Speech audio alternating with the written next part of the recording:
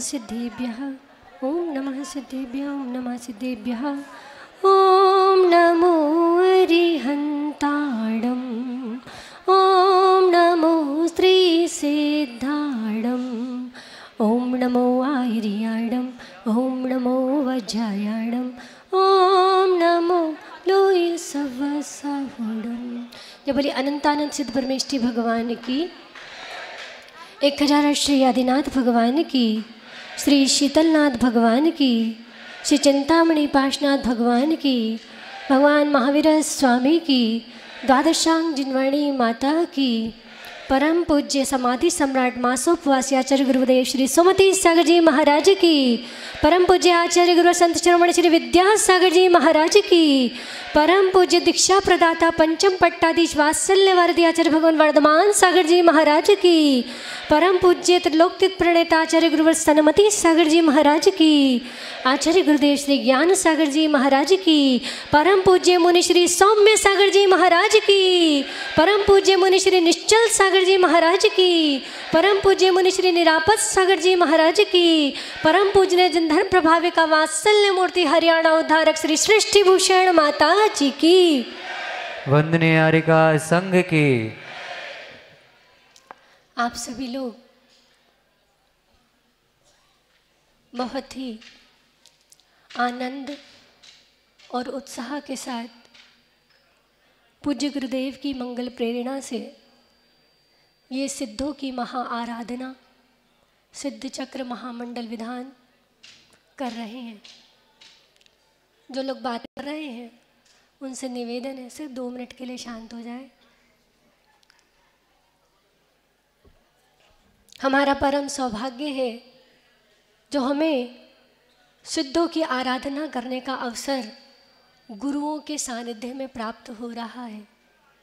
आप लोग कितना लूट कर लेकर जाते हो ये आप पर डिपेंड करता है, क्योंकि जब भगवान का समोषण लगता है तो वो भव्य जीव ही होते हैं जो भगवान तक पहुंच पाते हैं, वरना कुछ लोग तो भारी वैभव में ही अटक कर रह जाते हैं।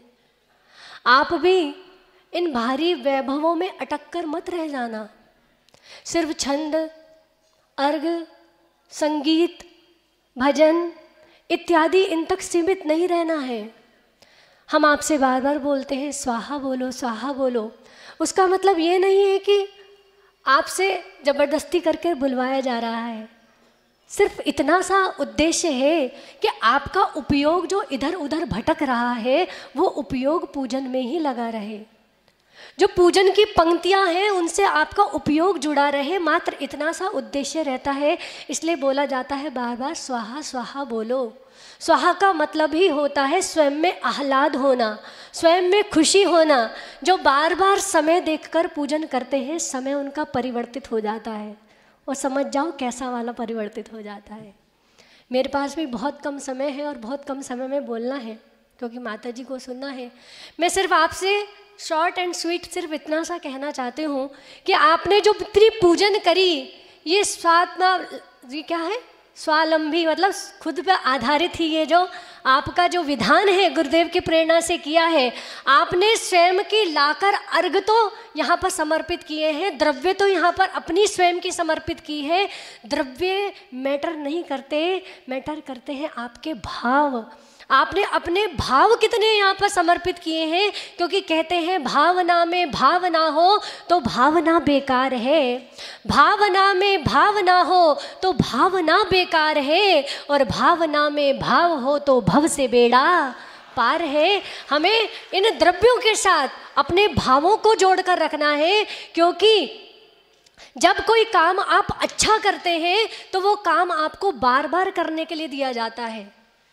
अगर आपको सरकारी कोई टेंडर मिलता है और उस सरकारी टेंडर को आप बहुत अच्छे से करते हैं, पूरा करते हैं, तो आपको सरकार बार बार वो काम करने के लिए देती है। आप व्यापारी का कोई काम बहुत अच्छे से करते हो तो व्यापारी आपको बार बार काम देता है, बार बार आपकी दुकान पर वो ग्राहक आता है। उसी तरह से ये मनुष्य पर्याय जो आपको मिली है, जो करने के लिए मिली है, वही कर कर जाओगे तो तो आपको जब तक आपकी मुक्ति नहीं हो जाती तब तक मिलेगी, वरना तो आपने देखा होगा एक के पीछे कितने कितने घूमते हैं, देखा है ना, समझ गए ना, एक के पीछे कितने कितने 12 घूमते हैं, उससे कोई लाभ नहीं है। संसार परिवार तो हर कोई बढ़ा लेता है, लेकिन परिवार को पालना, परिवार को संस्कार देना बहुत बड़ी बात है। और मुंगावली की धरा पर आकर बहुत अच्छा लग रहा है, कितनी बड़ी संख्या में लोग सिद्ध चक्र पूजन विधान कर रहे हैं, जबकि लोग कहते हैं कि ये विधान तो अष्टानिका पर्व में होता है, इसका महत्व तभी होता है। मुझे तो ऐसा लग रहा है कि अभी अष्टानिका महापर्व चल रहा है और सब लोग सिद्ध चक्र विधान पूजन कर रहे हैं। लेकिन अपनी हर एक सांस को कीमती समझना है। कुछ पंक्तियाँ बोलकर मैं अपनी बात को समाप्त करूँगी। जैसे मैं कहती हूँ कि भजन की पंक्तियों में भी बहुत सार छिपा होता है। आएंगे 2 पंक्तियाँ साथ में बोलेंगे और समझने की कोशिश करेंगे कि ये जीवन की हर एक सांस महत्वपूर्ण है, इस सांस को हमें गंवाना नहीं है। ये विधान तो समाप्त हो जाएगा, लेकिन भगवान आपके प्रति मेरी भक्ति, मेरा समर्पण, मेरी श्रद्धा समाप्त नहीं होनी चाहिए, ये तो दिन प्रतिदिन बढ़ती जानी चाहिए। और कह रहे हैं क्या कि मिट्टी के मोल में क्यों हीरे लुटा रहा है, क्यों आत्मा को बेच कर तन को सजा रहा है, क्यों आत्मा को बेच कर इस तन को सजा रहा है। सिक्कों की खनक में तू आहें न सुन सकेगा, नेकी भलाई के तू मोती न चुन सकेगा। क्या था तुझे कमाना,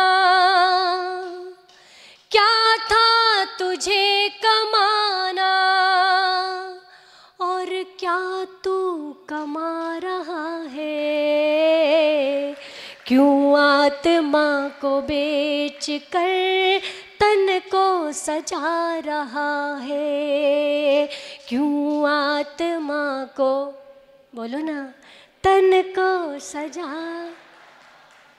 पशुओं की भांति तू ये क्या काम कर रहा है, इंसान की जात को क्यों बदनाम कर रहा है।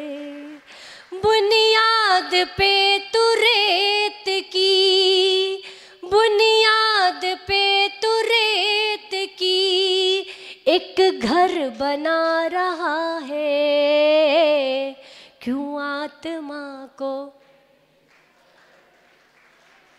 ये पंक्तियाँ किसी और के लिए नहीं है। जब आप मंदिर के लिए समय ना निकाल पाओ, जब आप धर्म के लिए समय ना निकाल पाओ, जब आप सद्कार्यों के लिए समय ना निकाल पाओ, तब अपने मन में इन पंक्तियों को दोहराना और बोलना, क्यों आत्मा को बेच कर इस तन को सजा रहा है। जब बोले पाशनाथ भगवान की। मुझे लगता है ज़्यादा बोलने की ज़रूरत नहीं है, मुंगावली वाले बहुत होशियार हैं, थोड़े में ही ज़्यादा समझ लेते हैं। पूज्य माता जी से निवेदन करेंगे, हे गुरु माँ, अपनी अमृतमयी वाणी से हम सभी का मोक्ष मार्ग प्रशस्त करें। जब बोली परम पूजनीय आर्यका श्री सृष्टि भूषण माता जी की।